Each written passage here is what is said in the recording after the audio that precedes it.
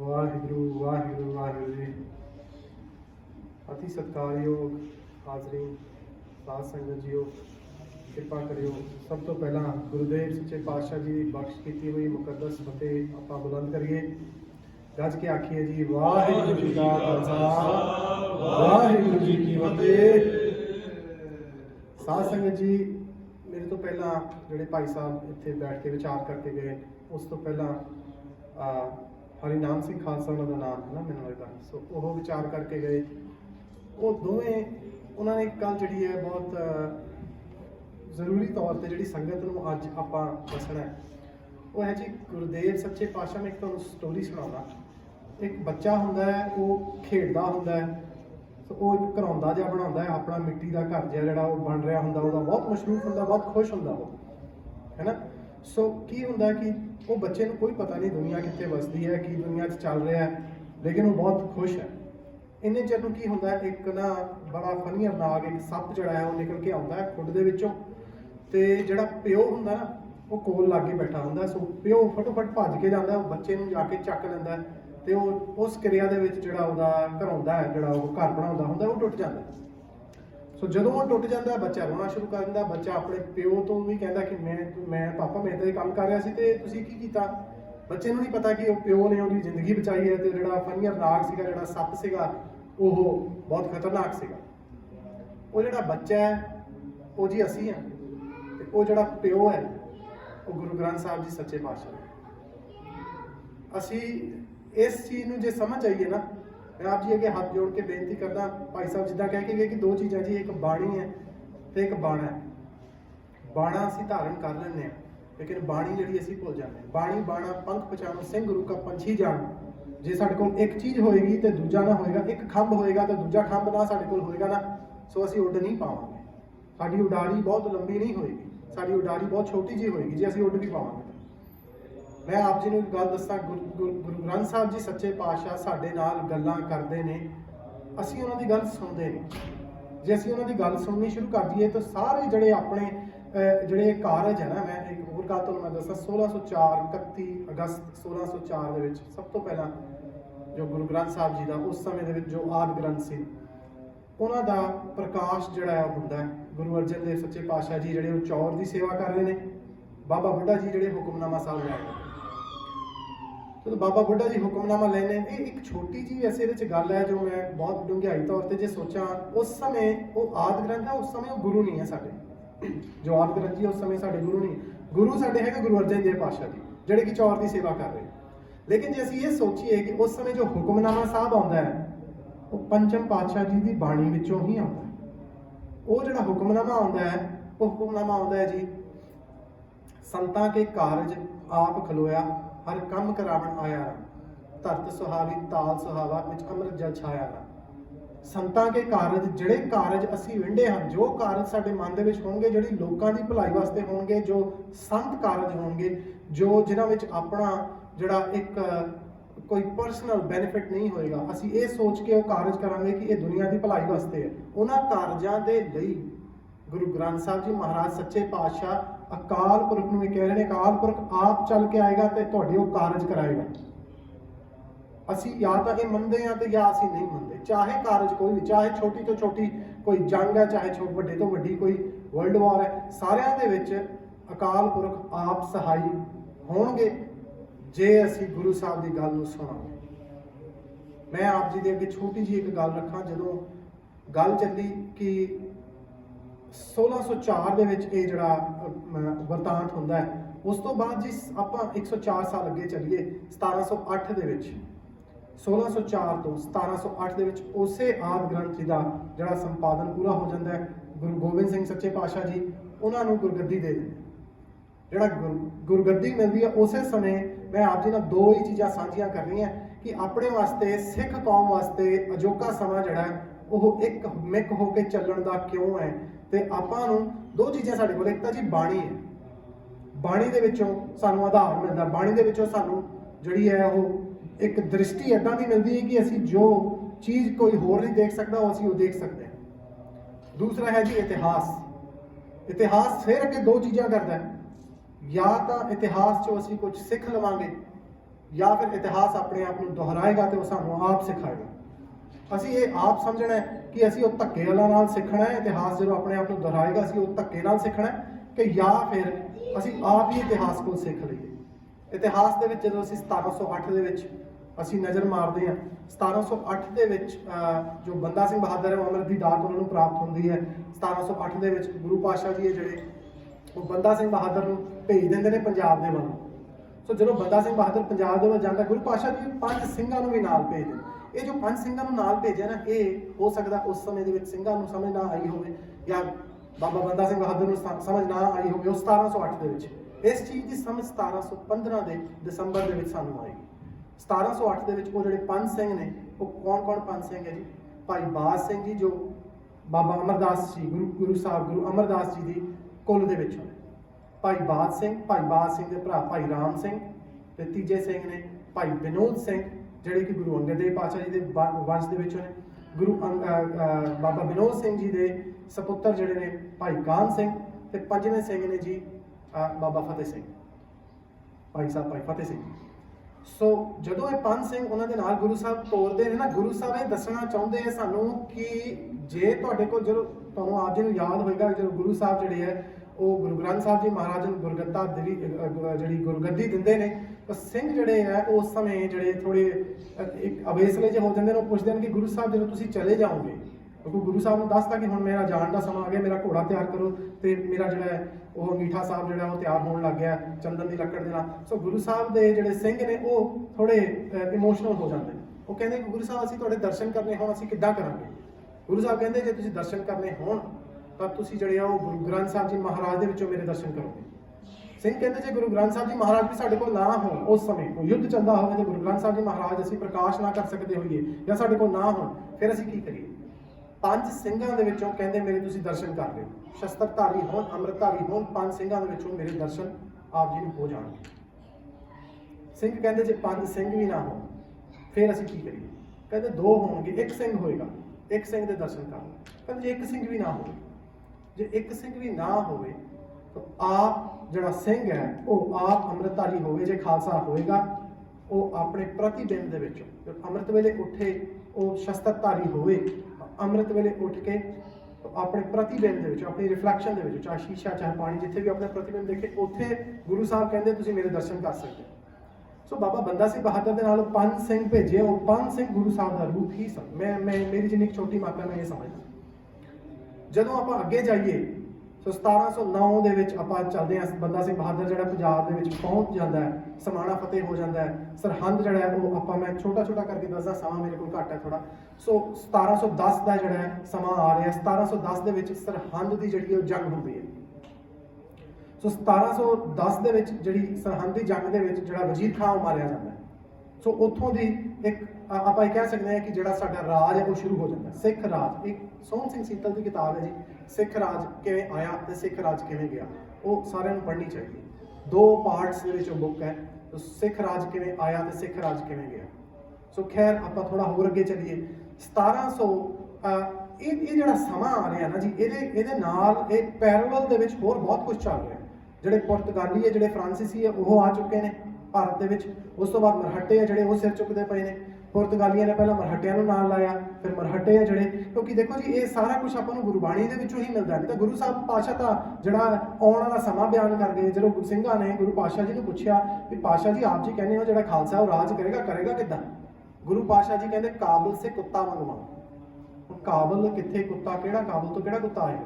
ਗੁਰੂ ਪਾਤਸ਼ਾਹ ਜੀ ਦੱਸਦੇ ਕਾਬਲ ਤੋਂ ਕੁੱਤਾ ਮਤਲਬ ਜਿਹੜਾ ਨਾਦਰ ਸ਼ਾਹ ਆਇਆ, ਤੇ ਨਾਦਰ ਸ਼ਾਹ ਦਾ ਚੇਲਾ ਜਿਹੜਾ ਆਇਆ ਅਹਿਮਦ ਸ਼ਾਹ ਅਬਦਾਲੀ, ਅਹਿਮਦ ਸ਼ਾਹ ਦੁਰਾਨੀ ਜਿਹਨੂੰ ਆਪਾਂ ਕਹਿੰਦੇ ਉਹ ਅਹਿਮਦ ਸ਼ਾਹ ਅਬਦਾਲੀ, ਨਾਦਰ ਸ਼ਾਹ, ਉਹਨੂੰ ਗੁਰੂ ਸਾਹਿਬ ਨੇ ਕੁੱਤਾ ਦੱਸਿਆ। ਸੋ ਫਿਰ ਕੀ ਹੋਏਗਾ ਜੀ? ਫਿਰ ਸਾਊਥ ਤੋਂ ਕਹਿੰਦੇ ਫੌਜ ਆਏਗੀ, ਉਹ ਮਰਹੱਟਿਆਂ ਦੀ ਹੈ ਜੀ। ਫਿਰ ਭੂਰੇ ਮੰਗਾਊਗਾ, ਫਿਰ ਭੂਰੇ ਕਿਹੜੇ ਆ ਜੀ? ਗੋਰੇ ਆ ਜੀ। ਗੁਰੂ ਸਾਹਿਬ ਤਾਂ ਪਹਿਲਾਂ ਹੀ ਦੱਸ ਗਏ ਸੀ ਅਸੀਂ ਜੇ ਨਾ ਝਾਤੀ ਮਾਰੀਏ ਤਾਂ ਉਹ ਸਾਡੀ ਗਲਤੀ ਹੋਏਗੀ। ਹੁਣ ਵੀ ਜੇ ਅਸੀਂ ਨਾ ਝਾਤੀ ਮਾਰਾਂਗੇ ਆਪਣੇ ਇਤਿਹਾਸ ਦੇ ਵਿੱਚ, ਸੋ ਆਪਣੀ ਗਲਤੀ ਹੋਏਗੀ। ਮੈਂ ਥੋੜਾ ਜਿਹਾ ਅੱਗੇ ਜਾਵਾਂ। ਬਾਬਾ ਬੰਦਾ ਸਿੰਘ ਬਹਾਦਰ ਹੈ ਜਿਹੜਾ, ਉਹਦਾ ਜਿਹੜਾ ਰਾਜ ਹੈ ਉਹ ਵੱਧਦਾ ਜਾਂਦਾ ਹੈ। ਉਸ ਦੌਰਾਨ ਜਿਹੜਾ ਹੈ ਉਹ ਜ਼ਕਰੀਆ ਖਾਨ ਆ ਜਾਂਦਾ। ਫਿਰ ਉਸ ਦੌਰਾਨ ਹੈ ਜਿਹੜਾ ਇਹ ਇੱਥੋਂ ਤੱਕ ਕਿ ਇੱਦਾਂ ਦਾ ਸਮਾਂ ਉਹ ਚੱਲ ਰਿਹਾ ਜਿੱਥੇ ਸਿੰਘਾਂ ਦੇ ਸਿਰਾਂ ਦੇ ਮੁੱਲ ਪੈਂਦੇ ਨੇ। ਅਲੱਗ-ਅਲੱਗ ਕਿਤਾਬਾਂ ਵਿੱਚ ਅਲੱਗ-ਅਲੱਗ ਵਰਣਨ ਹੋਣਾ। ਕਿੱਥੇ ਕਿਹਾ ਜਾਂਦਾ ਜੀ ਕਿ 6 ਮੋਹਰਾਂ, ਕਿਤੇ 14 ਮੋਹਰਾਂ ਜੋ ਸਿੱਖਾਂ ਦੇ ਸਿਰਾਂ ਦੇ ਮੁੱਲ ਪੈ ਰਹੇ ਨੇ। ਇੱਥੇ ਤੱਕ ਕਿ ਹੁਕਮਨਾਮੇ ਦੇ ਦਿੱਤੇ ਜਾਂਦੇ ਹਨ ਮੁਗਲਾਂ ਦੇ ਵੱਲੋਂ, ਸਿੰਘਾਂ ਕੇ ਜੋ 10 ਗ੍ਰਾਮ ਹਮ ਤੇ ਪਾਵੇ ਬਹੁਤ ਇਨਾਮ। ਸਿੰਘਾਂ ਨੂੰ ਖੂਨ ਮੁਆਫ ਹਮ ਕੀ ਖੂਨ ਵੀ ਉਹਨਾਂ ਦੇ ਮੁਆਫ ਕਰ ਦਿੱਤੇ ਜਾਂਦੇ ਨੇ ਕਿ ਜਿੱਥੇ ਵੀ ਤੁਹਾਨੂੰ ਸਿੰਘ ਜਿਹੜਾ ਹੈ ਉਹ ਦਿਖਦਾ ਹੈ, ਸਿੱਖ ਜਿਹੜਾ ਦਿਖਦਾ ਹੈ, ਉਹਨੂੰ ਤੁਸੀਂ ਮਾਰੋ ਤੇ ਉਹਨੂੰ ਤੁਸੀਂ ਮੇਰੇ ਕੋਲ ਲੈ ਕੇ ਆਓ, ਚਾਹੇ ਉਹਦਾ ਸਿਰ ਲੈ ਕੇ ਆਓ, ਚਾਹੇ ਉਹ ਦੱਸ ਦਿਓ ਵੀ ਕਿੱਥੇ ਹੈ ਗ੍ਰਾਮ ਉਹਨਾਂ ਦੇ ਜਿਹੜੇ ਆ, ਉਹਨਾਂ ਦੇ ਗ੍ਰਹਿ ਦੱਸੋ ਤੇ ਸਾਡੇ ਕੋਲ ਇਨਾਮ ਤੁਸੀਂ ਲੈ ਲਓ। ਏਦਾਂ ਦਾ ਸਮਾਂ ਹੈ ਜੀ। ਉਸ ਸਮੇਂ ਦੇ ਵਿੱਚ ਕੋਈ ਬਾਲ ਵੀ ਵਿੰਗਾ ਨਹੀਂ ਕਰ ਪਾ ਰਿਹਾ ਤੇ ਅਸੀਂ ਜਿਹੜਾ ਇੱਕ ਖਾਲਸਾ ਹੈ ਜਿਹੜਾ ਉਹ ਅੱਗੇ ਤੋਂ ਅੱਗੇ ਅਗਾਂਹ ਤੋਂ ਅਗਾਂਹ ਵਧੀ ਜਾ ਰਿਹਾ। ਸੋ ਟਾਈਮ ਆਉਂਦਾ ਜੀ 1714 ਦਾ। ਸੋ 1714 ਤੇ 15 ਦਾ ਜਿਹੜਾ ਇਹ ਬਿਰਤਾਂਤ ਹੈ ਉਹ ਬਹੁਤ ਆਪਣੇ ਵਾਸਤੇ ਸਿੱਖਣ ਵਾਲਾ ਬਿਰਤਾਂਤ ਹੈ। ਉਦੋਂ ਕੀ ਹੁੰਦਾ ਜੀ, ਜੋ ਪੰਜ ਸਿੰਘ ਆਪਾਂ ਹੁਣ ਪਹਿਲਾਂ ਗੱਲ ਕਰਕੇ ਗਏ ਕਿ ਪੰਜ ਸਿੰਘਾਂ ਦੇ ਵਿੱਚੋਂ ਜਿਹੜੇ ਭਾਈ ਵਿਨੋਦ ਸਿੰਘ ਸਨ, ਭਾਈ ਵਿਨੋਦ ਸਿੰਘ ਜੀ ਨੇ ਇਹ ਕਿਹਾ ਕਿ ਹੁਣ ਸਾਨੂੰ ਇੱਥੇ ਆਪਣੀ ਜਿੱਤ ਦਰਜ ਕਰਕੇ ਤੇ ਐਗਜ਼ਿਟ ਕਰਨਾ ਚਾਹੀਦਾ। ਹੁਣ ਥੋੜਾ ਜਿਹਾ ਆਪਣਾ ਬਿਰਤੀ ਆਪਾਂ ਚਮਕੌਰ ਸਾਹਿਬ ਵਾਲੇ ਪਾਸੇ ਲੈ ਕੇ ਜਾਈਏ। ਜਦੋਂ ਚਮਕੌਰ ਸਾਹਿਬ ਦੇ ਵਿੱਚ ਜੰਗ ਹੁੰਦਾ, ਪੰਜ ਸਿੰਘ ਜਿਹੜੇ ਨੇ ਗੁਰੂ ਪਾਤਸ਼ਾਹ ਜੀ ਨੂੰ ਹੁਕਮ ਕਰ ਦਿੰਦੇ ਨੇ ਕਿ ਗੁਰੂ ਪਾਤਸ਼ਾਹ ਜੀ ਆਪ ਜੀ ਨਿਕਲ ਜਾਓ। ਗੁਰੂ ਗੋਬਿੰਦ ਸਿੰਘ ਜੀ ਉੱਥੋਂ ਤਾੜੀ ਸਾਹਿਬ ਗੁਰਦੁਆਰਾ ਜਿੱਥੇ ਹੁਣ ਤਾੜੀ ਮਾਰ ਕੇ ਨਿਕਲ ਜਾਂਦੇ। ਉਹਨਾਂ ਨੂੰ ਇਹ ਨਹੀਂ ਕਿਹਾ ਜਾਂਦਾ ਕਿ 100 ਕੋਹ ਤੇ ਜਾਂ 50 ਕੋਹ ਤੇ ਜਾ ਕੇ ਫਿਰ ਜੰਗ ਸ਼ੁਰੂ ਕਰ ਦਿਓ, ਜੰਗ ਦਾ ਐਲਾਨ ਕਰ ਦਿਓ। ਨਹੀਂ, ਉਹਨਾਂ ਨੇ ਕਿਹਾ ਤੁਸੀਂ ਗੁਪਤ ਰਹਿਣਾ। ਮਾਛੀਵਾੜੇ ਤੋਂ ਵੀ ਗੁਰੂ ਸਾਹਿਬ ਜਿਹੜੇ ਗੁਪਤ ਹੋ ਕੇ ਉੱਚ ਦਾ ਪੀਰ ਬਣ ਕੇ ਨਿਕਲਦੇ। ਇਹ ਗੁਰੂ ਸਾਹਿਬ ਨੇ ਪੰਜ ਪਿਆਰਿਆਂ ਦਾ ਹੁਕਮ ਮੰਨਿਆ। ਜੇ ਅਸੀਂ ਹੁਣ ਦੀ ਗੱਲ ਆਪਣੀ ਇਹ ਗੱਲ ਕਰੀਏ ਕਿ ਜੇ ਅਸੀਂ ਇਹ 1714-15 ਦੇ ਵਿੱਚ ਅਸੀਂ ਥੋੜੀ ਜਿਹੀ ਝਾਤੀ ਮਾਰੀਏ, ਉਸ ਸਮੇਂ ਦੇ ਵਿੱਚ ਭਾਈ ਵਿਨੋਦ ਸਿੰਘ ਜੀ ਹੈ ਜਿਹੜੇ ਭਾਈ ਵਿਨੋਦ ਸਿੰਘ ਜੀ ਨੇ ਇਹ ਗੱਲ ਕੀਤੀ ਕਿ ਸਾਨੂੰ ਇੱਥੋਂ ਐਗਜ਼ਿਟ ਲੈ ਲੈਣੀ ਚਾਹੀਦੀ ਹੈ, ਸਾਨੂੰ ਆਪਣੀ ਜਿੱਤ ਦਰਜ ਕਰਕੇ ਇੱਥੋਂ ਨਿਕਲ ਜਾਣਾ ਚਾਹੀਦਾ ਹੈ। ਬਾਬਾ ਬੰਦਾ ਸਿੰਘ ਬਹਾਦਰ ਤੇ ਭਾਈ ਵਿਨੋਦ ਸਿੰਘ ਦੇ ਵਿੱਚ ਜਿਹੜਾ ਇੱਕ ਵਿਚਾਰ ਵਿਰੋਧ ਆਪਾਂ ਕਹਿ ਸਕਦੇ ਹਾਂ ਕਿ ਹੋ ਜਾਂਦਾ। ਉਸ ਵਿਚਾਰ ਵਿਰੋਧ ਕਰਕੇ ਜਦੋਂ ਭਾਈ ਵਿਨੋਦ ਸਿੰਘ ਜੀ ਹੈ ਜਿਹੜੇ ਉਹ ਆਪਣੇ ਸਿੱਖਾਂ ਦੇ ਨਾਲ ਨਿਕਲ ਜਾਂਦੇ ਨੇ। ਪਿੱਛੇ 350 ਸਿੱਖ ਕਿਤਾਬਾਂ 'ਚ ਆਉਂਦਾ ਹੈ। C.R. ਵਿਲੀਅਮ ਦੀ ਜਿਹੜੀ ਹੈ ਬੁੱਕ, ਉਹਦੇ ਵਿੱਚ ਇਹਦਾ 350 ਵਰਣਨ ਮਿਲਦਾ ਹੈ। ਜੇ ਅਸੀਂ ਜੌਨ ਸਰਮਨ ਦੀ ਕਿਤਾਬ ਪੜ੍ਹਦੇ ਹਾਂ, ਉਹਦੇ ਵਿੱਚ ਇਹਦਾ ਥੋੜਾ 400 450 ਦਾ ਇਦਾਂ ਅਲੱਗ-ਅਲੱਗ ਵਰਣਨ ਹੈ ਜਿਹੜੇ ਉਹ ਮਿਲਦੇ ਆ। ਕਿਤੇ 750 ਆਉਂਦਾ, ਲੇਕਿਨ ਬਾਅਦ 'ਚੋਂ ਦੱਸੇ ਜਾਂਦੇ ਕਿ ਉਹ 750 ਜਿਹੜੇ ਉਹ ਨਾਲ ਉਹਨਾਂ ਸਿੰਘਾਂ ਨੂੰ ਲੈ ਕੇ ਇਕੱਠੇ ਕੀਤੇ ਗਏ। ਲੇਕਿਨ ਦਸੰਬਰ 1715 ਦੇ ਵਿੱਚ ਜਿਹੜੇ ਸਿੰਘ ਇੰਨੀ ਦੇਰ ਤੋਂ ਫੜੇ ਨਹੀਂ ਜਾ ਸਕਦੇ ਸਨ, ਜਿਹੜੇ ਮਤਲਬ ਕਿ ਇੰਨੀ ਦੇਰ ਤੋਂ ਮਤਲਬ ਉਹਨਾਂ ਨੂੰ ਕੋਈ ਪਕੜ ਨਹੀਂ ਪਾ ਰਿਹਾ ਸੀਗਾ, 1715 ਦੇ ਵਿੱਚ ਬਾਬਾ ਬੰਦਾ ਸਿੰਘ ਬਹਾਦਰ ਆਪ 350 ਸਿੰਘ ਨਾਲ ਬਾਬਾ ਬੰਦਾ ਸਿੰਘ ਬਹਾਦਰ ਦੀ ਸੁਪਤਨੀ ਸੁਸ਼ੀਲ ਕੌਰ, 3.5 ਸਾਲ ਦਾ ਬੱਚਾ, ਉਸ ਸਮੇਂ 3 3.5 ਸਾਲ ਦੀ ਜਿਹੜੀ ਉਮਰ ਹੈ ਅਜੇ ਸਿੰਘ, ਉਹ ਗ੍ਰਿਫਤਾਰ ਹੋ ਜਾਂਦੇ। ਉਸ ਤੋਂ ਬਾਅਦ ਜੋ ਇਹ ਬਿਰਤਾਂਤ ਹੈ ਜੀ, ਆਪ ਸਭ ਨੂੰ ਇੱਕ ਕਿਤਾਬ ਹੈ ਉਹ ਜ਼ਰੂਰ ਆਪ ਨੂੰ ਪੜ੍ਹਨੀ ਚਾਹੀਦੀ ਹੈ। ਉਹ ਕਿਤਾਬ ਦਾ ਨਾਮ ਹੈ ਜੀ ਦ ਮੈਸੇਕਰ ਆਫ ਸਿੱਖਸ ਐਟ ਦਿੱਲੀ ਇਨ 1716। ਉਹਦੇ ਚੋਂ ਆਪਾਂ ਨੂੰ ਨਾ ਗੋਰਿਆਂ ਦੀ ਕਿਤਾਬ ਹੈ ਜੀ, ਐਡਵਰਡ ਸਟੀਫਰਸਨ ਦੀ ਉਹ ਬੁੱਕ ਹੈ, ਜੌਨ ਸਰਮਨ ਤੇ ਐਡਵਰਡ ਸਟੀਫਰਸਨ ਦੀ ਉਹ ਬੁੱਕ ਹੈ। ਉਹਦੇ 'ਚ ਸਾਨੂੰ ਇੰਨਾ ਕੁਝ ਸਿੱਖਣ ਨੂੰ ਮਿਲਦਾ ਹੈ। ਅਸੀਂ ਜੇ ਇਹ ਦੇਖੀਏ ਨਾ ਕਿ ਕਈ ਵਾਰ ਸਾਡੇ ਦੁਸ਼ਮਣ ਜਾਂ ਕਈ ਵਾਰ ਇੱਕ ਨਿਊਟਰਲ ਰਹਿ ਕੇ ਬੰਦਾ ਜੋ ਸਾਨੂੰ ਸਮਝਾ ਦਿੰਦਾ ਨਾ, ਤਾਂ ਅਸੀਂ ਉਹਦੇ ਕੋਲੋਂ ਸਿੱਖ ਜ਼ਿਆਦਾ ਲੈਂਦੇ ਹਾਂ, ਅਸੀਂ ਆਪਣੇ ਗੁਰੂ ਦੀ ਗੱਲ ਜਿਹੜੀ ਹੈ ਉਹ ਘੱਟ ਸਮਝਦੇ ਹਾਂ। ਜੇ ਅਸੀਂ ਗੁਰੂ ਪਾਤਸ਼ਾਹ ਜੀ ਦੀ ਗੱਲ ਮੰਨੀਏ ਤਾਂ ਉੱਥੇ ਕਿਉਂ ਜੀ ਹਾਰ ਕੇ ਉਹ ਜਿੱਤਿਆ ਹੋਇਆ ਅਸੀਂ ਜੰਗ ਜਿਹੜਾ ਉਹ ਅਸੀਂ ਹਾਰ ਜਾਂਦੇ ਹਾਂ, ਕਿਉਂਕਿ ਕੌਮ ਦੋ ਫਾੜ ਹੋ ਜਾਂਦੀ ਹੈ। ਜੇ ਅਸੀਂ ਕੌਮ ਦੋ ਫਾੜ ਨਾ ਹੁੰਦੀ ਤਾਂ ਉਹ ਜੰਗ ਜਿਹੜਾ ਸੀਗਾ ਅਸੀਂ ਜਿੱਤਿਆ ਹੋਇਆ ਸੀ ਤੇ ਅਸੀਂ ਜਿੱਤ ਲੈਂਦੇ। ਆਪਾਂ ਥੋੜਾ ਜਿਹਾ ਹੋਰ ਅੱਗੇ ਜਾਈਏ, ਫਿਰ ਇਹ ਜਿਹੜਾ ਸਮਾਂ ਆਉਂਦਾ ਹੈ, ਫਿਰ ਇਹਦੇ ਵਿੱਚ ਪਰ ਇੱਕ ਗੱਲ ਮੈਂ ਹੋਰ ਇੱਥੇ ਕਹਿਣਾ ਚਾਹੂੰਗਾ, ਚਾਹੇ ਕਿ ਜੇ ਤੁਸੀਂ ਉਹ ਕਿਤਾਬ ਪੜ੍ਹੋ, ਉੱਥੇ ਜਿਹੜੀ ਕਰੂਐਲਿਟੀ ਦੱਸੀ ਗਈ ਹੈ, ਤੁਸੀਂ ਸ਼ਾਇਦ ਮੂਵੀ ਵੀ ਦੇਖੀ ਹੋਵੇ ਬਾਬਾ ਬੰਦਾ ਸਿੰਘ ਬਹਾਦਰ, ਉਹਦੇ ਵਿੱਚ ਵੀ ਥੋੜੇ ਜਿਹੇ ਤਰੀਕੇ ਨਾਲ ਉਹਨੂੰ ਡਿਸਕ੍ਰਾਈਬ ਕੀਤਾ ਗਿਆ ਹੈ, ਤੇ ਉਹਦੇ ਵਿੱਚ ਸਾਰਾ ਕੁਝ ਨਹੀਂ ਦਿਖਾਇਆ ਗਿਆ।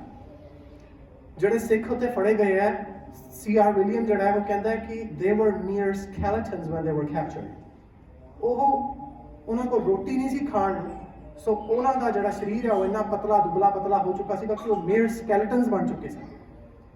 ਆਪਾਂ ਜੇ ਉਸ ਚੀਜ਼ ਨੂੰ ਦੇਖੀਏ ਕਿ ਜਿਹੜੇ ਸਿੰਘ ਜਿਹੜੇ ਉਸ ਸਮੇਂ ਫੜੇ ਗਏ ਹੈ, ਉਹਨਾਂ ਦੇ ਨਾਲ ਜਿਹੜੀ ਉਹ ਮੁਗਲ ਫੌਜ ਉਹਨਾਂ ਨੇ ਕੀ ਕੁਝ ਕੀਤਾ ਹੋਏਗਾ, ਆਪਾਂ ਨੂੰ ਥੋੜੇ ਜਿਹੇ ਸ਼ਬਦਾਂ ਵਿੱਚ ਮਿਲਦਾ ਹੈ। ਜਿਹੜੇ ਛੋਟੇ ਛੋਟੇ ਬੱਚੇ ਸੀਗੇ ਉਹਨਾਂ ਨੂੰ ਕੱਟ ਕੇ ਉਹਨਾਂ ਦਾ ਮਾਂਸ ਹੈ ਜਿਹੜਾ ਉਹ ਬੰਦਾ ਸਿੰਘ ਬਹਾਦਰ ਦੇ ਮੂੰਹ ਤੇ ਮਾਰਿਆ ਜਾਂਦਾ। ਬੰਦਾ ਸਿੰਘ ਬਹਾਦਰ ਦੇ ਆਪਣੇ ਬੱਚੇ ਦਾ ਅਜੇ ਸਿੰਘ ਦਾ ਜਿਹੜਾ ਕਾਲਜਾ ਬੰਦਾ ਸਿੰਘ ਬਹਾਦਰ ਦੇ ਮੂੰਹ 'ਚ ਪਾਇਆ ਜਾਂਦਾ। ਜਿਹੜੇ ਸਿੱਖ ਉਦੋਂ ਫੜੇ ਜਾਂਦੇ ਉਹਨਾਂ ਨੂੰ ਜਿਹੜੀ ਇਹ ਭੇਡਾਂ ਦੀ ਚਮੜੀ ਦੀ ਟੋਪੀ ਬਣਾ ਕੇ, ਕਾਗਜ਼ ਉਹਦੇ ਤੇ ਲਾ ਕੇ ਟੋਪੀ ਬਣਾ ਕੇ ਟ੍ਰਾਇੰਗੂਲਰ ਜੀ ਕੋਨਿਕਲ ਸ਼ੇਪ ਦੇ ਵਿੱਚ ਉਹਨਾਂ ਨੂੰ ਰੱਖੀ ਜਾਂਦੀ, ਉਹਨਾਂ ਦਾ ਮੂੰਹ ਕਾਲਾ ਕਰਕੇ ਜਿਹੜਾ ਪੂਰੇ ਸ਼ਹਿਰ ਦੇ ਵਿੱਚ ਘੁਮਾਇਆ ਜਾਂਦਾ। ਇੱਥੇ ਤੱਕ ਸਿੱਖਾਂ ਨੂੰ ਉਹਨਾਂ ਨੇ ਨਮੋਸ਼ੀ ਪਹੁੰਚਾਉਣ ਦੀ ਜਿਹੜੀ ਉਹ ਹੈ ਉਹ ਕੋਸ਼ਿਸ਼ ਕੀਤੀ, ਲੇਕਿਨ ਸਫਲ ਨਹੀਂ ਹੋ ਪਾਏ। ਬੰਦਾ ਸਿੰਘ ਬਹਾਦਰ ਜਿਹੜਾ ਹੈ ਉਹ ਡੋਲਿਆ ਨਹੀਂ ਤੇ ਸਿੰਘਾਂ ਦੇ ਵਿੱਚ ਚਿੱਤ ਨਹੀਂ ਡੋਲਾ। ਇੱਕ ਹੋਰ ਛੋਟਾ ਜਿਹਾ ਜਿਹੜਾ ਬਿਰਤਾਂਤ ਆਉਂਦਾ ਹੋਇਆ ਜੀ ਕਿ ਜਦੋਂ ਸਿੱਖਾਂ ਨੂੰ ਉਸ ਸਮੇਂ ਦੇ ਵਿੱਚ ਉਹਨਾਂ ਨੇ 700 ਸਿੱਖ ਜਿਹੜੇ ਰਹਿ ਗਏ ਸਨ, ਸੋ ਉਹਨਾਂ ਨੂੰ ਇਕੱਠੇ ਕੀਤਾ। ਉਹਨਾਂ ਨੂੰ ਕਹਿੰਦੇ ਕਿ ਇੱਕ ਸਿੱਖ ਨੂੰ ਬੁਲਾਇਆ ਕਿ ਤੁਸੀਂ ਕਿਰਪਾਨ ਵਾਲੇ ਪਾਸੇ ਜਾਣਾ, ਕਿਰਪਾਨ ਵਾਲੇ ਪਾਸੇ ਜਿਹੜਾ ਉਹ ਜੀ ਫਿਰ ਤੁਹਾਡੀ ਮੌਤ ਹੈ।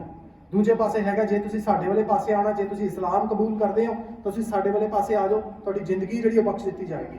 ਇੱਕ ਸਿੰਘ ਜਾਂਦਾ, ਦੂਜਾ ਸਿੰਘ ਜਾਂਦਾ ਕਿਰਪਾਨ ਵਾਲੇ ਪਾਸੇ, ਤੀਜਾ ਸਿੰਘ ਜਾਂਦਾ। ਇੱਕ ਬਜ਼ੁਰਗ ਜਿਹੜਾ ਹੈ ਉਹ ਹੱਥ ਖੜਾ ਕਰਕੇ ਕਹਿੰਦਾ ਕਿ ਮੈਂ ਕੁਝ ਗੱਲ ਕਹਿਣਾ ਚਾਹੁੰਦਾ।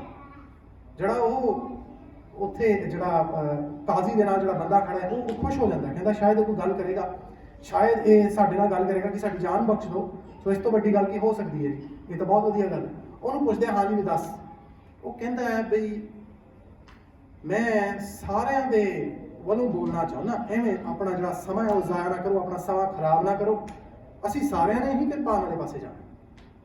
ਸੋ ਉਸ ਸਮੇਂ ਦੇ ਵਿੱਚ 700 ਦੇ 700 ਸਿੰਘ ਰੋਜ਼ 100 ਕਰਕੇ 7 ਦਿਨ ਤੱਕ ਇਹ ਵਰਤਾਂਤ ਜਿਹੜਾ ਉਹ ਚੱਲਦਾ ਹੈ। ਸੂਰਜ ਚੜ੍ਹਨ ਤੋਂ ਲੈ ਕੇ ਸੂਰਜ ਛਿਪਣ ਤੱਕ 700 ਸਿੰਘ 7 ਦਿਨਾਂ ਦੇ ਵਿੱਚ ਸ਼ਹੀਦ ਕਰ ਦਿੱਤਾ ਜਾਂਦਾ ਹੈ। ਉਸ ਸਮੇਂ ਦੇ ਵਿੱਚ ਨਾਨਕ ਪ੍ਰਸਤਾ ਰਾਹ ਹਰ ਦਾ ਇੱਕ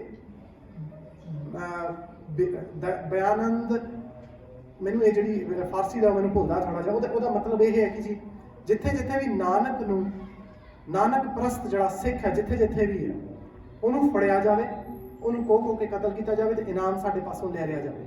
ਇਹ ਐਦਾਂ ਦੇ ਹੁਕਮਨਾਮੇ ਹੈ ਉਸ ਸਮੇਂ ਚੱਲ ਗਏ। ਲੇਕਿਨ ਸ਼ੇਰਾਂ ਦੇ ਪੁੱਤ ਸ਼ੇਰ ਜਿਹੜੇ ਦਲੇਰ ਹੁੰਦੇ ਨੇ 1716 ਦੇ ਵਿੱਚ 25 ਜੂਨ 1716 ਦੇ ਵਿੱਚ ਜਿਹੜਾ ਹੈ ਉਹ ਇਹ ਸਿੱਖਾਂ ਨੂੰ ਇੱਕ ਖੁਰਾ ਖੋਜ ਮਿਟਾਉਣ ਦੀ ਜਿਹੜੀ ਹੈ ਉਹ ਬੰਦਾ ਸਿੰਘ ਬਹਾਦਰ ਦੇ ਨਾਲ ਉਤਰ ਪੈਂਦੀ ਹੈ ਕਿ ਬੰਦਾ ਸਿੰਘ ਬਹਾਦਰ ਜਿਹੜਾ ਸ਼ਹੀਦ ਹੋ ਜਾਂਦਾ 25 ਜੂਨ 1716 ਦੇ ਵਿੱਚ। 10 ਸਾਲਾਂ ਦੇ ਅੰਦਰ ਜਿਹੜੇ ਖਾਲਸਾ ਹੈ ਗੁਰੂ ਦਾ ਜਿਹੜਾ ਪੁੱਤਰ ਹੈ ਉਹ ਫੇਰ ਖੜਾ ਹੋ ਜਾਂਦਾ ਹੈ ਜੀ, ਤੇ ਉਹ ਆਪਣਾ ਇੱਕ ਸਰਬਤ ਖਾਲਸਾ ਬੁਲਾ ਲੈਂਦਾ ਹੈ 10 ਸਾਲਾਂ ਦੇ ਅੰਦਰ। 10 ਸਾਲ ਕੁਛ ਵੀ ਨਹੀਂ ਹੁੰਦੇ ਜੀ, ਸਾਨੂੰ ਛਿੱਤਰ ਖਾਂਦੇ ਨੂੰ ਸਾਨੂੰ 50 ਸਾਲ ਹੋ ਚੁੱਕੇ ਨੇ। 10 ਸਾਲ ਕੁਛ ਵੀ ਨਹੀਂ ਹੁੰਦੇ। ਇੱਥੇ ਹੀ ਬਸ ਨਹੀਂ ਹੈ, ਜਿਹੜੇ ਮਤਲਬ ਆਪਾਂ ਇਹ ਸੋਚ ਕੇ ਦੇਖੋ, ਹੁਣ ਆਪਾਂ ਦੁਸ਼ਮਣ ਦੀ ਮੈਂਟੈਲਿਟੀ ਦੇ ਵਿੱਚ ਜਾਣ ਦੀ ਕੋਸ਼ਿਸ਼ ਕਰੀਏ, ਉਹ ਦੁਸ਼ਮਣ ਜਿਹੜਾ ਸਾਨੂੰ ਸਿਰਾਂ ਦੇ ਮੁੱਲ ਪਾਉਂਦਾ ਪਿਆ ਵੀ ਅਸੀਂ ਇਹਨਾਂ ਨੂੰ ਰਹਿਣ ਨਹੀਂ ਦੇਣਾ, ਜਿੱਥੇ ਜਿੱਥੇ ਵੀ ਗੁਰੂ ਦੇ ਸਿੱਖ ਰਹਿੰਦੇ ਉਹਨਾਂ ਨੂੰ ਜਿਹੜਾ ਕੋਹ ਕੇ ਕਤਲ ਕੀਤਾ ਜਾਵੇ। 1733 ਦੇ ਵਿੱਚ ਉਹ ਸਾਨੂੰ ਨਵਾਬੀ ਦੀ ਪੇਸ਼ਕਸ਼ ਕਰ ਰਹੇ ਨੇ। ਕਿੱਦਾਂ ਯੂ ਟਰਨ ਵੱਜਿਆ ਜੀ 180 ਡਿਗਰੀ, ਕਿੱਦਾਂ ਇਹ ਯੂ ਟਰਨ ਵੱਜਿਆ ਤੁਸੀਂ ਸੋਚੋ ਵੀ ਉਹ ਸਾਡੇ ਕੋਲ ਇਹਨੇ ਜ਼ਕਰੀਆ ਖਾਨ ਦੇ ਜਿਸਨੂੰ ਅਸੀਂ ਨੱਕ ਦੇ ਵਿੱਚ ਦਮ ਕਰਤਾ, ਉਹਦੇ ਕੋਲ ਕੋਈ ਹੱਲ ਨਹੀਂ ਰਿਹਾ, ਕਿਉਂਕਿ ਉਦੋਂ ਜਿਹੜੇ ਸਿੱਖ ਨੇ ਉਹ ਇੱਕ ਹੋ ਚੁੱਕੇ ਸਨ। ਉਹਨਾਂ ਨੇ ਦੇਖ ਲਿਆ ਕਿ ਦੋ ਫਾੜ ਹੋ ਕੇ ਅਸੀਂ ਮਾਰਾ ਖਾਵਾਂਗੇ, ਅਸੀਂ ਇੱਕ ਹੋ ਜਾਈਏ। ਥੋੜਾ ਜਿਹਾ ਹੋਰ ਅੱਗੇ ਜਾਈਏ ਜੀ 1762 ਦੇ ਵਿੱਚ ਕੋਪਰ ਹੀੜੇ ਦੀ ਜੰਗ ਹੁੰਦੀ, ਇਹਨੂੰ ਅਸੀਂ ਵੱਡਾ ਘੱਲੂਘਾਰਾ ਰੱਖਣਾ। ਇਹ ਮੈਂ ਤੁਹਾਨੂੰ ਬਹੁਤ ਜਲਦੀ ਦੇ ਵਿੱਚ ਸੁਣਾਉਣ ਦੀ ਕੋਸ਼ਿਸ਼ ਕਰ ਰਿਹਾ। ਇਹਦੇ ਵਿੱਚ ਅਸੀਂ ਜਿਹੜੇ ਅਟੈਕ ਹੈ ਦਰਬਾਰ ਸਾਹਿਬ ਤੇ ਉਹ ਹੋਏ ਹੈ 1740 ਦੇ ਵਿੱਚ, 1746 ਦੇ ਵਿੱਚ, 1700 ਫਿਰ ਅੱਗੇ 57 ਦੇ ਵਿੱਚ। ਇਹ ਜਿਹੜੇ ਅਟੈਕ ਹੋਏ ਨਾ, ਪਹਿਲਾਂ ਮੱਸੇ ਰੰਗੜ ਨੇ ਕੀਤਾ, ਫਿਰ ਜਹਾਨ ਖਾਨ ਨੇ ਕੀਤਾ। ਇਹ ਜਿਹੜੇ ਅਟੈਕ ਜਿਹੜੇ ਹੋਏ ਨਾ ਉਹਨਾਂ ਦਾ ਬਦਲਾ ਜਿਹੜਾ ਤੁਸੀਂ ਕਦੀ ਪੜ੍ਹ ਕੇ ਦੇਖਿਓ 153 ਦਿਨ ਤੱਕ ਉਹ ਜਿਹੜਾ ਹਮਲਾਵਰ ਹੈ ਉਹ ਜਿਉਂਦਾ ਰਿਹਾ। ਉਹਦੇ ਵਿੱਚ 1 ਜੂਨ 1984 ਦੀ ਹਮਲਾਵਰ ਜਿਹੜੀ ਹੈ ਇੰਦਰਾ ਗਾਂਧੀ ਉਹ ਵੀ ਆ ਜਾਂਦੀ ਹੈ। 31 ਅਕਤੂਬਰ ਨੂੰ 1 ਜੂਨ ਤੋਂ 31 ਅਕਤੂਬਰ ਤੱਕ 153 ਦਿਨ ਬਣਦੇ ਆ। ਜੇ ਅਸੀਂ ਇਹ ਸਾਰੇ ਇਕੱਠੇ ਕਰਕੇ ਦੇਖੀਏ, ਇਹ 5 ਅਟੈਕ ਟੋਟਲ ਬਣਦੇ ਆ। ਉਹਦੇ ਵਿੱਚ 153ਵੇਂ ਦਿਨ, ਨਾ ਇੱਕ ਦਿਨ ਪਿੱਛੇ ਨਾ ਇੱਕ ਦਿਨ ਅੱਗੇ, ਉਸ ਦਾ ਖਾਤਮਾ ਹੋ ਜਾਂਦਾ। ਜੇ ਅਸੀਂ 1762 ਦੇ ਵਿੱਚ ਸਾਡੀ ਜੰਗ ਹੁੰਦੀ ਹੈ, ਸਾਨੂੰ ਅਹਿਮਦ ਸ਼ਾਹ ਅਬਦਾਲੀ ਹੈ ਜਿਹੜਾ ਉਹ ਸਾਨੂੰ ਵੰਗਾਰਦਾ। ਅਹਿਮਦ ਸ਼ਾਹ ਅਬਦਾਲੀ ਵੰਗਾਰਦਾ ਵੀ ਕੀ ਹੈ ਜੀ, ਇਹਨੂੰ ਇਹ ਦੇਖਿਆ ਜਾਵੇ ਕਿ ਸਿੱਖਾਂ ਦਾ ਖੁਰਾ ਖੋਜ ਮਿਟਾਉਣ ਦਾ, ਸਿੱਖਾਂ ਦਾ ਕਤਲੇਆਮ ਕਰਨ ਦੀ ਇੱਕ ਪਲੈਨਿੰਗ ਹੁੰਦੀ ਹੈ। 1762 5 ਫਰਵਰੀ ਇੱਕ ਦਿਨ ਸੂਰਜ ਚੜ੍ਹੇ ਤੋਂ ਲੈ ਕੇ ਸੂਰਜ ਛਪੇ ਤੱਕ ਨਾਲ ਜੈਨ ਖਾਨ ਦੀ ਫੌਜ ਹੈ ਜਿਹੜਾ ਸਰਹੰਦ ਦਾ ਨਵਾਬ ਹੈ, ਨਾਲ ਭੀਖਣ ਸ਼ਾਹ ਦੀ ਫੌਜ ਹੈ ਜਿਹੜਾ ਕਿ ਮਲੇਰਕੋਟਲੇ ਦਾ ਨਵਾਬ ਹੈ। ਜੇ ਤੁਸੀਂ ਜਿਓਗ੍ਰਾਫੀ ਦੇਖੋ, ਜੇ ਤੁਸੀਂ ਮੈਪ ਨੂੰ ਦੇਖੋ, ਸਾਊਥ ਵੱਲੋਂ ਫੌਜ ਆ ਰਹੀ ਹੈ ਅਹਿਮਦ ਸ਼ਾਹ ਅਬਦਾਲੀ ਦੀ, ਦਿੱਲੀ ਵੱਲੋਂ ਆ ਰਹੀ ਹੈ। ਸੋ ਇੱਕ ਪਾਸੇ ਹੈ ਮਲੇਰਕੋਟਲਾ, ਇੱਕ ਪਾਸੇ ਉੱਪਰ ਨਾਰਥ ਦੇ ਵਿੱਚ ਹੈ ਜੀ ਸਰਹੰਦ। ਜਾਣਾ ਅਸੀਂ ਹੈ ਬਟਾਲੇ ਦੇ ਵੱਲ ਨੂੰ, ਜਾਣਾ ਅਸੀਂ ਹੈ ਆਲਾ ਸਿੰਘ, ਭਾਈ ਆਲਾ ਸਿੰਘ ਦੇ ਵੱਲ ਨੂੰ। ਸਿੱਖਾਂ ਨੇ ਪਹਿਲਾਂ ਹੀ ਆਪਣੇ ਜਿਹੜੇ ਪਰਿਵਾਰ ਭੇਜਣੇ ਸ਼ੁਰੂ ਕਰਤੇ ਸੀ, ਉਹਨਾਂ ਨੂੰ ਇਹ ਪਤਾ ਲੱਗ ਚੁੱਕਾ ਸੀ ਕਿ ਜਿਹੜਾ ਅਹਿਮਦ ਸ਼ਾਹ ਅਬਦਾਲੀ ਆ ਉਹ ਆ ਰਿਹਾ। ਇੱਕ ਦਿਨ ਦੇ ਵਿੱਚ ਜੀ ਅਸੀਂ ਕਿਤੇ 30,000 ਆਉਂਦਾ, ਕਿਤੇ ਇਹ 50,000 ਆਉਂਦਾ। ਵਿਕੀਪੀਡੀਆ ਤੇ ਗਲਤ ਲਿਖਿਆ ਹੋਇਆ, ਉਹਦੇ ਤੇ ਉਹਨਾਂ ਨੇ 20,000 ਦੱਸਿਆ। ਸੋ ਉਹ ਚੀਜ਼ ਜਿਹੜਾ ਨੰਬਰ ਹੈ ਉਹ ਗਲਤ ਹੈ। ਕਿਤੇ ਹਿਸਟਰੀ ਦੇ ਵਿੱਚ 30,000 ਆਉਂਦਾ, ਕਿਤੇ 50,000 ਆਉਂਦਾ। 30,000 ਤੋਂ ਲੈ ਕੇ 50,000 ਸਿੱਖ ਆਪਣਾ ਮਰਵਾਉਣ ਤੋਂ ਬਾਅਦ ਵੀ ਅਸੀਂ ਇਸ ਨੂੰ ਘੱਲੂਘਾਰਾ ਕਹਿੰਦੇ ਹਾਂ ਜੀ। ਸਿੱਖਾਂ ਦੀ ਸੋਚ ਦੇਖੋ, ਅਸੀਂ ਇਹਨੂੰ ਕਤਲੇਆਮ ਨਹੀਂ ਕਹਿ ਰਹੇ, ਕਿਉਂਕਿ ਕਤਲੇਆਮ ਕੋਈ ਸਾਡੇ ਤੇ ਕਰੇਗਾ, ਘੱਲੂਘਾਰਾ ਅਸੀਂ ਕਰ ਰਹੇ ਹਾਂ। ਘੱਲੂਘਾਰਾ ਕਰਨ ਵਾਲੇ ਅਸੀਂ ਵੱਡੇ ਹਾਂ। ਆਪਣੇ 50,000 ਸਿੱਖ ਜਦੋਂ ਅਸੀਂ ਮਰਵਾ ਚੁੱਕੇ ਹਾਂ 40,000 30,000 ਤੋਂ ਲੈ ਕੇ 50,000 ਸਿੱਖ ਅਸੀਂ ਮਰਵਾ ਚੁੱਕੇ ਹਾਂ ਅਸੀਂ ਆਪਣੇ, ਫਿਰ ਵੀ ਅਸੀਂ ਈਨ ਨਹੀਂ ਮੰਨਦੇ ਕਿਸੇ ਦੀ। ਦੂਜੀ ਗੱਲ ਇੱਥੇ ਇੱਕ ਹੋਰ ਚੀਜ਼ ਸਾਹਮਣੇ ਆਉਂਦੀ ਸਾਡੇ ਸਿੱਖਣ ਵਾਸਤੇ, ਸ਼ਾਮ ਦਾ ਰਹਿਰਾਸ ਸਾਹਿਬ ਦਾ ਪਾਠ ਮਿਸ ਨਹੀਂ ਹੁੰਦਾ, ਸੋਦਰ ਦੀ ਚੌਂਕੀ ਮਿਸ ਨਹੀਂ ਹੁੰਦੀ। ਸੋਦਰ ਦੀ ਚੌਂਕੀ ਉੱਦਾਂ ਹੀ ਲੱਗਦੀ ਹੈ। ਇੱਕ ਢਾਬ ਤੋਂ ਜਦੋਂ ਫਿਰ ਸਿੱਖ ਇਕੱਠੇ ਹੋ ਕੇ ਪਾਣੀ ਪੀਂਦੇ ਹਨ, ਦੂਜੇ ਪਾਸੋਂ ਮੁਗਲਾਂ ਦੀਆਂ ਫੌਜਾਂ ਪਾਣੀ ਪੀ ਰਹੀਆਂ, ਉੱਥੇ ਜੱਸਾ ਸਿੰਘ ਆਹਲੂਵਾਲੀਆ ਹੈ, ਜਿਹੜੇ ਜੱਸਾ ਸਿੰਘ ਆਹਲੂਵਾਲੀਆ ਸਾਨੂੰ ਇਹ ਉਹਨਾਂ ਨੇ ਇੱਕ ਜਿਹੜਾ ਮੈਸੇਜ ਦਿੱਤਾ, ਉੱਥੇ ਚੜ੍ਹਤ ਸਿੰਘ ਸ਼ੁਕਰ ਚੱਕਿਆ ਵੀ ਹੈ, ਉੱਥੇ ਤੇ ਡੱਲੇ ਵਾਲੀਆਂ ਮਿਸਲ ਬਹੁਤ ਮਿਸਲਾਂ ਦੇ ਜਿਹੜੇ ਜਥੇਦਾਰ ਉੱਥੇ ਇਕੱਠੇ ਨੇ। ਜਦੋਂ ਚੜ੍ਹਤ ਸਿੰਘ ਸ਼ੁਕਰਾਚਾਰੀਆ ਨੇ ਸ਼ੁਕਰ ਚੱਕੀਆ ਨੇ ਇਹ ਗੱਲ ਕਹੀ ਕਿ ਅਸੀਂ ਇੱਦਾਂ ਕਰਦੇ ਹਾਂ, ਸਾਰੀਆਂ ਮਿਸਲਾਂ ਦਾ ਆਪਣਾ ਆਪਣਾ ਤਰੀਕਾ ਹੁੰਦਾ ਸੀ, ਤੌਰ ਤਰੀਕਾ ਹੁੰਦਾ ਸੀਗਾ। ਜਿਹੜੀ ਇਹ ਸ਼ੁਕਰ ਚੱਕੀਆ ਮਿਸਲ ਹੈ ਇਹ ਸਿੰਘਪੁਰੀਆ ਮਿਸਲ ਤੋਂ ਬਣੀ ਹੈ। ਚੜ੍ਹਤ ਸਿੰਘ ਸ਼ੁਕਰ ਚੱਕੀਆ ਦੇ ਜਿਹੜੇ ਸਪੁੱਤਰ ਸੀ ਉਹ ਮਹਾਂ ਸਿੰਘ ਸੀਗੇ, ਮਹਾਂ ਸਿੰਘ ਦੇ ਜਿਹੜੇ ਸਪੁੱਤਰ ਸੀ ਉਹ ਮਹਾਰਾਜਾ ਰਣਜੀਤ ਸਿੰਘ ਸੀ। ਸੋ ਇਹ ਮਹਾਰਾਜਾ ਰਣਜੀਤ ਸਿੰਘ ਦੇ ਦਾਦੇ ਦੀ ਅਸੀਂ ਗੱਲ ਕਰ ਰਹੇ ਹਾਂ। ਇਹਨਾਂ ਨੇ ਇੱਕ ਗੱਲ ਕਹੀ ਕਿ ਸਾਡੀਆਂ ਸਾਰੀਆਂ ਮਿਸਲਾਂ ਹੈ ਨਾ ਜਿਹੜੀਆਂ, ਉਹਨਾਂ ਦੇ ਕੋਲ ਬੜੀ ਤਾਕਤ ਹੈ, ਅਸੀਂ ਇੱਦਾਂ ਕਰਦੇ ਹਾਂ, ਅਲੱਗ-ਅਲੱਗ ਮਿਸਲਾਂ ਦੇ ਤੌਰ ਤਰੀਕੇ ਜਿਹੜੇ ਉਹਨਾਂ ਦੇ ਹਿਸਾਬ ਨਾਲ ਚੱਲਦੇ ਹਾਂ। ਜਿਹੜੇ ਉਸ ਸਮੇਂ ਫੌਜ ਦੇ ਜਿਹੜੇ ਉਸ ਸਮੇਂ ਉਸ ਖਾਲਸਾ ਫੌਜ ਦੇ ਮੁਖੀ ਸਨ ਉਹ ਸਨ ਜੱਸਾ ਸਿੰਘ ਆਹਲੂਵਾਲੀਆ। ਜੱਸਾ ਸਿੰਘ ਆਹਲੂਵਾਲੀਆ ਨੇ ਇੱਕ ਗੱਲ ਕਹੀ ਜਿਹੜੀ ਕਿ ਅੱਜ ਦੇ ਸਮੇਂ ਦੇ ਵਿੱਚ ਸਹੀ ਟੁੱਕਦੀ ਹੈ, ਉਹ ਸਾਨੂੰ ਅੱਜ ਚਾਹੀਦੀ ਹੈ। ਅੱਜ ਸਾਡੇ ਕੋਲ ਕੋਈ ਜੱਸਾ ਸਿੰਘ ਆਹਲੂਵਾਲੀਆ ਹੋਵੇ, ਸਾਨੂੰ ਐਸੇ ਲੀਡਰ ਦੀ ਲੋੜ ਨਹੀਂ ਹੈ ਜੀ। ਕਈ ਅਸੀਂ ਬੜੀ ਵਾਰ ਅਸੀਂ ਇਹ ਗਲਤੀ ਕਰ ਜਾਂਦੇ ਹਾਂ, ਅਸੀਂ ਕਹਿੰਦੇ ਹਾਂ ਕਿ ਸਾਡੇ ਕੋਲ ਕੋਈ ਲੀਡਰ ਨਹੀਂ ਹੈਗਾ ਜੀ, ਸਾਡੇ ਸਿੱਖ ਕੌਮ ਦੇ ਕੋਲ ਕੋਈ ਲੀਡਰ ਨਹੀਂ ਹੈ। ਸਿੱਖ ਕੌਮ ਦੇ ਕੋਲ ਉਹ ਲੀਡਰ ਹੈ ਜੋ ਦੁਨੀਆ ਦੇ ਕਿਸੇ ਕੌਮ ਕੋਲ ਨਹੀਂ ਹੈਗਾ। ਸਾਡੇ ਕੋਲ ਗੁਰੂ ਗ੍ਰੰਥ ਸਾਹਿਬ ਜੀ ਮਹਾਰਾਜ ਸੱਚੇ ਪਾਤਸ਼ਾਹ ਹਨ, ਉਸ ਤੋਂ ਵੱਡਾ ਲੀਡਰ ਆਪਾਂ ਨੂੰ ਮਿਲ ਨਹੀਂ ਸਕਦਾ। ਮੈਂ ਮਾਫੀ ਚਾਹੁੰਦਾ, ਅਸੀਂ ਬਹੁਤ ਭਾਰੀ ਗਲਤੀ ਕਰਦੇ ਹਾਂ ਜਦੋਂ ਅਸੀਂ ਇਹ ਕਹਿੰਦੇ ਹਾਂ ਕਿ ਸਾਡੇ ਕੋਲ ਕੋਈ ਲੀਡਰ ਨਹੀਂ ਹੈ।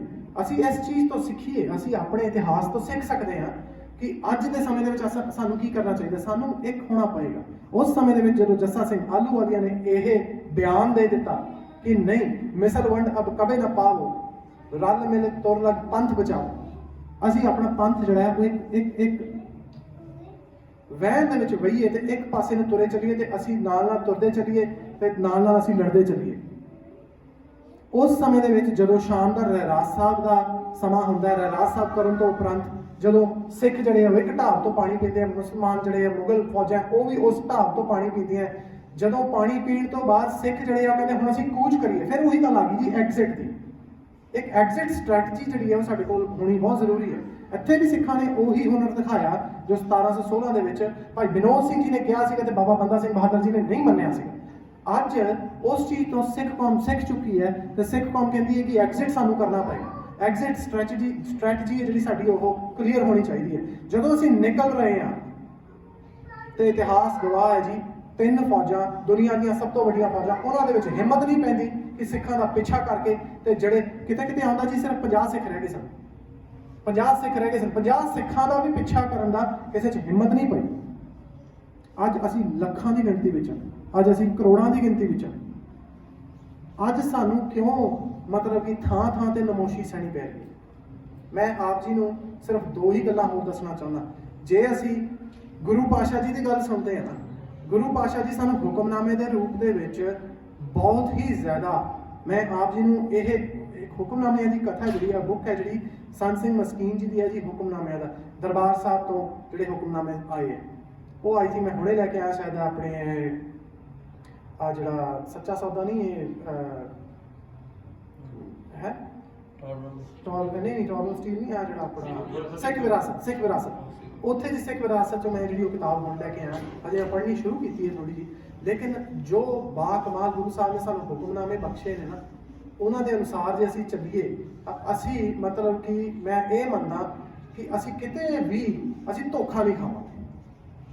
ਸਾਡੇ ਵਿੱਚ ਕਮੀ ਇਸ ਸਮੇਂ ਇੱਕੋ ਇੱਕ ਕਮੀ ਹੈ, ਅਸੀਂ ਸਾਰਿਆਂ ਦੇ ਵਿੱਚ ਗਲਤੀ ਲੱਭਦੇ ਹਾਂ। ਅਸੀਂ ਉਸ ਬੰਦੇ 'ਚ ਵੀ ਗਲਤੀ ਲੱਭਦੇ ਹਾਂ, ਅਸੀਂ ਉਸ ਬੰਦੇ 'ਚ, ਅਸੀਂ ਮਹਾਰਾਜਾ ਰਣਜੀਤ ਸਿੰਘ 'ਚ ਗਲਤੀ ਲੱਭਦੇ ਹਾਂ।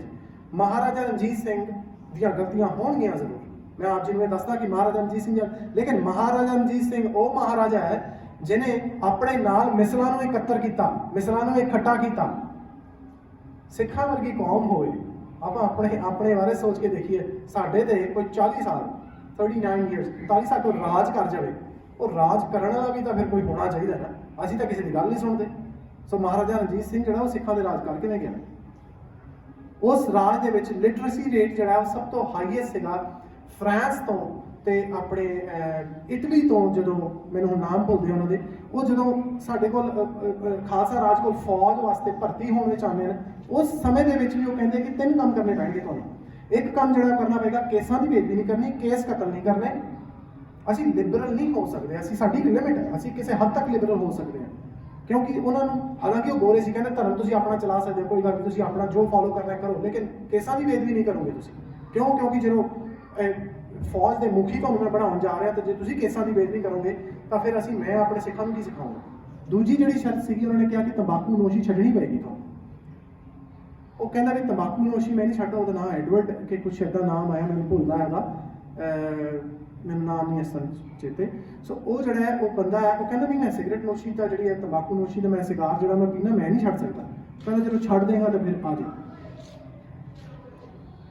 ਤੀਜੀ ਜਿਹੜੀ ਸ਼ਰਤ ਸੀਗੀ ਉਹ ਇਹ ਸੀਗੀ, ਇਹਦੇ ਵਿੱਚ ਦੇਖੋ ਜੀ ਕਿੰਨੀ ਦੂਰਅੰਦੇਸ਼ੀ ਹੈ। ਅਸੀਂ ਅੱਜ ਸੋਚਦੇ ਹਾਂ ਕਿ ਅਸੀਂ ਫਲਾਣੇ ਬੰਦੇ ਨੂੰ ਆਪਣੇ ਨਾਲ ਰਲਾ ਲਈਏ, ਫਲਾਣੇ ਨੂੰ ਆਪਣੇ, ਉਹਦਾ ਸਾਡੇ ਕੋਲ ਕੀ ਸਟ੍ਰੈਟਜੀ ਕੀ ਹੈ ਸਾਡੇ ਕੋਲ। ਅਸੀਂ ਕਿਸੇ ਨੂੰ ਜਦੋਂ ਆਪਣੇ ਨਾਲ ਰਲਾਉਂਦੇ ਹਾਂ, ਉਹਦੀ ਸਟ੍ਰੈਟਜੀ ਕੀ ਹੈ। ਜਦੋਂ ਮਹਾਰਾਜਾ ਰਣਜੀਤ ਸਿੰਘ ਨੇ ਕਿਸੇ ਗੋਰੇ ਨੂੰ ਫਰਾਂਸ ਤੋਂ ਆਏ ਨੂੰ ਆਪਣੇ ਨਾਲ ਲੜਾਇਆ, ਉਹਦੇ ਵਿੱਚ 2 ਗੱਲਾਂ ਸਿੱਖਣ ਨੂੰ ਮਿਲਦੀਆਂ।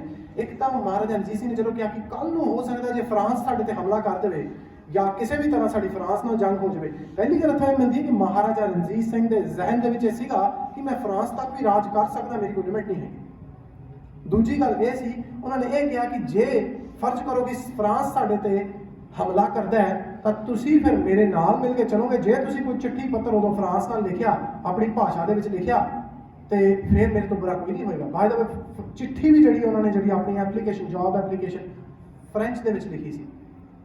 ਉਸ ਸਮੇਂ ਮਹਾਰਾਜਾ ਰਣਜੀਤ ਸਿੰਘ, ਹਰੀ ਸਿੰਘ ਨਲੂਆ ਨੂੰ ਜੋ ਇੰਗਲਿਸ਼ ਆਉਂਦੀ ਸੀ, ਜੋ ਅੰਗਰੇਜ਼ਾਂ ਨੇ ਆਪਣੀਆਂ ਕਿਤਾਬਾਂ 'ਚ ਲਿਖਿਆ ਕਿ ਬਾਕਮਾਲ ਇੰਗਲਿਸ਼ ਜਿਹੜੀ ਉਹਨਾਂ ਨੂੰ ਆਉਂਦੀ ਸੀ।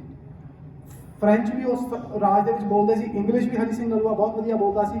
ਹਰੀ ਸਿੰਘ ਨਲੂਆ ਉਹ ਹੈ ਜਿਨ੍ਹਾਂ ਨੇ ਜੀ ਸ਼ੇਰ ਦਾ ਜਬਾੜਾ ਜਿਹੜਾ ਆਪਣੇ ਹੱਥਾਂ ਦੇ ਨਾਲ ਪਾੜਤਾ, ਜਦੋਂ ਉਹਨਾਂ ਦੀ ਕਿਰਪਾਨ ਜਿਹੜੀ ਉਹਨਾਂ ਕੋਲੋਂ ਗੁੰਮ ਗਈ। ਇਹ ਉਹੀ ਗੱਲ ਆ ਗਈ ਜਿਹੜੀ ਹੁਣੇ ਭਾਈ ਸਾਹਿਬ ਕਰਕੇ ਗਿਆ ਕਿ ਸਾਨੂੰ ਫਿਜ਼ੀਕਲੀ ਸਟਰੋਂਗ ਵੀ ਹੋਣਾ ਪਏਗਾ, ਸਾਨੂੰ ਮੈਂਟਲੀ ਸਟਰੋਂਗ ਵੀ ਹੋਣਾ ਪਏਗਾ। ਬਾਣੀ ਬਾਣਾ ਪੰਥ ਪਛਾਣੋ, ਸਿੰਘ ਗੁਰੂ ਕਾ ਪੰਛੀ ਜਾਣੋ ਵਾਲੀ ਗੱਲ ਆਪਾਂ ਨੂੰ ਕਰਨੀ ਪਏਗੀ। ਅਸੀਂ ਉਸ ਮਹਾਰਾਜਾ ਰਣਜੀਤ ਸਿੰਘ ਤੇ ਉਂਗਲ ਚੱਕ ਨੂੰ 2 ਮਿੰਟ ਲਾਉਂਦੇ ਆ। ਉਹ ਮਹਾਰਾਜਾ ਰਣਜੀਤ ਸਿੰਘ ਜਿਹਨੇ ਆਪਣੀ ਇੱਕ ਦਿਨ ਦੇ ਵਿੱਚ ਜੋ ਵੀ ਉਹਨਾਂ ਦੇ ਖਜ਼ਾਨੇ ਦੇ ਵਿੱਚ ਸੀਗਾ, 1,25,000 ਮੋਹਰਾਂ ਸੀਗੀਆਂ, ਉਹਨਾਂ ਨੇ ਉਹ ਮੋਹਰਾਂ ਜਿਹੜੀਆਂ ਇੱਕ ਚੀਜ਼ ਖਰੀਦਣ ਵਾਸਤੇ, ਇੱਕ ਇੱਦਾਂ ਦੀ ਬੇਸ਼ਕੀਮਤੀ ਚੀਜ਼ ਖਰੀਦਣ ਵਾਸਤੇ, ਉਹ ਜਿਹੜੀਆਂ ਮੋਹਰਾਂ ਸਾਰੀਆਂ ਦਿੱਤੀਆਂ। ਉਹਨਾਂ ਨੇ ਕਿਹਾ ਜੋ ਵੀ ਇਸ ਸਮੇਂ ਮੇਰੇ ਖਜ਼ਾਨੇ ਵਿੱਚ ਹੈ ਉਹ ਮੈਂ ਸਾਰੀਆਂ ਦੇਣ ਨੂੰ ਤਿਆਰ। ਉਹ ਬੇਸ਼ਕੀਮਤੀ ਚੀਜ਼ ਕੀ ਸੀ ਜੀ? ਜਦੋਂ ਗੁਰੂ ਗੋਬਿੰਦ ਸਿੰਘ ਪਾਤਸ਼ਾਹ ਜੀ ਹੈ, ਉਹ ਚਮਕੌਰ ਦੇ ਜੰਗ ਤੋਂ ਨਿਕਲਦੇ, ਸੰਗਤ ਸਿੰਘ ਜੀ ਨੂੰ ਆਪਣੀ ਕਲਗੀ ਜਿਹੜੀ ਹੈ ਉਹ ਲਗਾ ਕੇ ਦਿੰਦੇ। ਉਹ ਕਲਗੀ ਹੈ ਜਿਹੜੀ ਸੰਗਤ ਸਿੰਘ ਦੇ ਪਰਿਵਾਰ ਤੋਂ ਅੱਗੇ ਪੀੜ੍ਹੀ ਦਰ ਪੀੜ੍ਹੀ ਉਹਨਾਂ ਦੇ ਪੜਪੋਤਰੇ ਤੋਂ ਉਹਨਾਂ ਨੇ ਉਹ ਚੀਜ਼ ਜਿਹੜੀ ਆ ਉਹ ਖਰੀਦੀ 1,25,000 ਮੋਹਰਾਂ ਦੇ ਵਿੱਚ, ਕਦੀ ਆਪਣੇ ਸਿਰ ਤੇ ਨਹੀਂ ਸਜਾਈ। ਅਸੀਂ ਉਸ ਮਹਾਰਾਜਾ ਰਣਜੀਤ ਸਿੰਘ ਨੂੰ ਅਸੀਂ ਉਂਗਲਾਂ ਚੱਕਣ ਨੂੰ ਬਹੁਤ ਮਿੰਟ ਲਾਉਂਦੇ ਹਾਂ, ਲੇਕਿਨ ਅਸੀਂ ਕਦੀ ਆਪਣੇ ਗਿਰਬਾਨ ਦੇ ਵਿੱਚ ਵੀ ਜਿਹੜਾ ਨਾ ਉਹ ਅਸੀਂ ਝਾਕ ਕੇ ਦੇਖੀਏ, ਸਾਡੇ 'ਚ ਬਹੁਤ ਖਾਮੀਆਂ ਜੀ।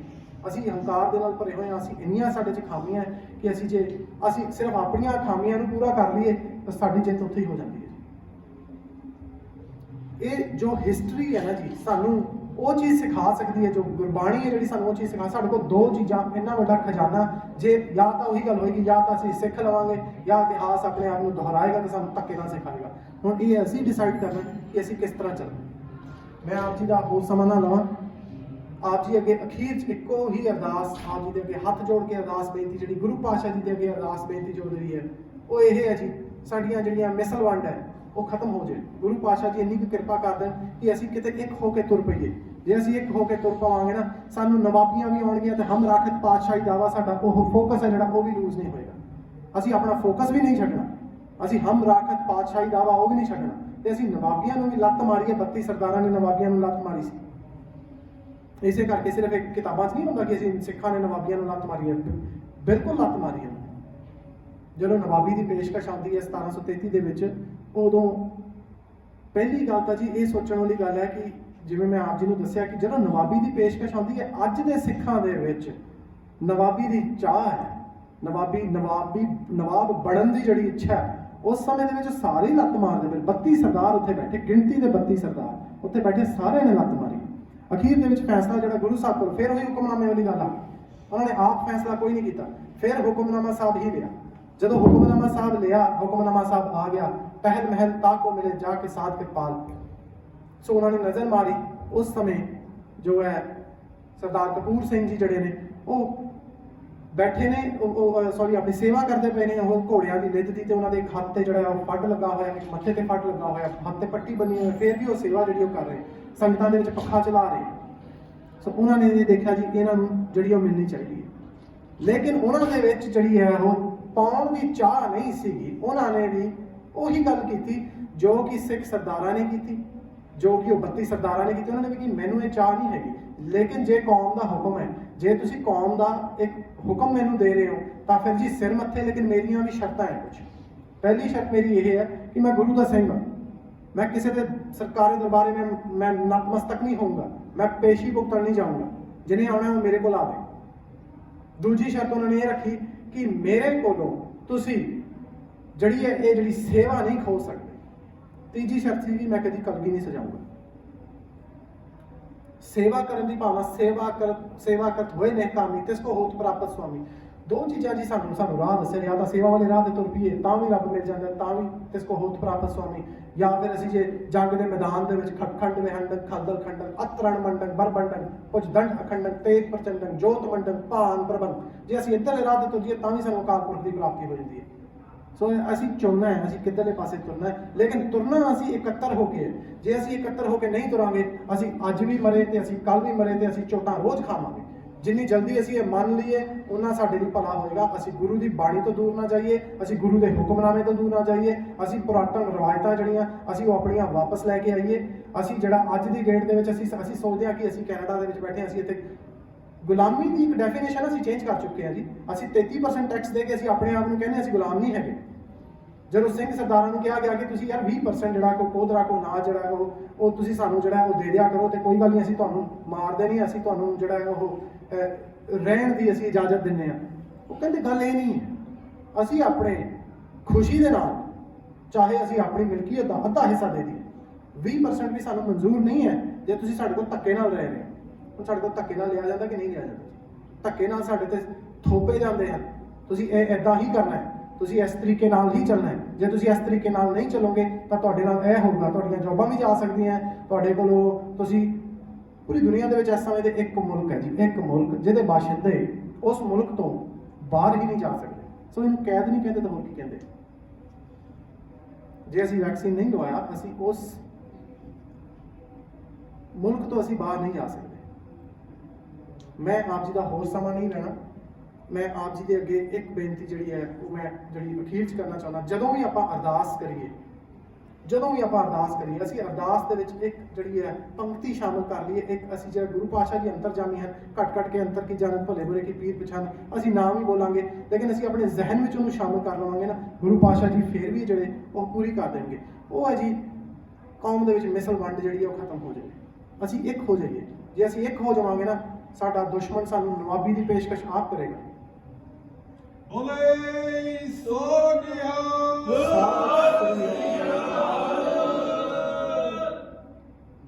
आप जी बख्शण योग हो, गुरु साहब जड़े ने बख्शण योग हैं। कुछ कहदे होया बहुत प्रकार दी भुलां होईयां होणगीआं, आप जी खिमा बख्शिओ। एक बारी गज के फतेह बुलाओ जी। वाहिगुरू जी का खालसा, वाहिगुरू जी की फतेह।